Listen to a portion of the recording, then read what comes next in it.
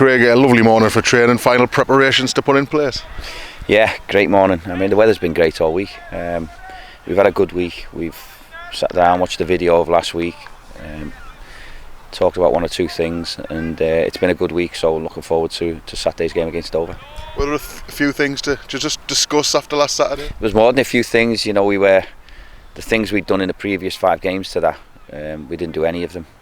So we went through the video. We highlighted a few things. And then we've done a bit of work on some shape and when things aren't going our way in games, how to combat that and how to change the flow of games. So hopefully all the work that we've done this week will put us in good stead for Saturday. By the sound of things, it was quite a productive discussion. It wasn't just you standing there saying it was like a team group discussion about. No, I mean, I've got a good group who understand when they've met the standards and when they haven't met the standards. And I'd said a few things after the game that one or two of them weren't sure about. But then after seeing the video and seeing the clips that we showed, they fully understand what we were talking about. So it's good for them to see it as well. You know, when things don't go right or you don't play well, it's all right saying, "Oh, we didn't play well, let's move on." You've got to learn from it, and you've got to show people why they didn't play well and give them reasons. And then the full week this week has been on about if things aren't going well, this is how we rectify it. So I've mentioned about a default formation or a default positions. So when things aren't going well in the game, you can change the flow of the game by just getting back in your shape and doing things properly for a spell, and then playing your way back in. That's it. I suppose it sort of tailors the week of training then, if you know the messages you want to get across and what you want to work on. Yeah, I mean, I knew Saturday night what I was going to do because I'd watched the video straight away as soon as I come back on the coach. I'd watched the video and we'd had the clips done, and I was ready to go on Monday, and I knew how the week would look, and it's turned out like you say, a really productive week in that terms. In terms of the opposition this weekend, Dover Athletic have done really well away from home. They've struggled on their own patch, which is weird, but away from home they've kept themselves in the playoff position. I mean, it's similar to us, I think. I think if we beat them, we go above them. So there's nothing in it, and there's nothing in the league, and it's going to be the way right up until the end of the season. We have to make sure that we're on our game and we do things right. But again, it'll be a tough test. You know, first goals are always massive in this league.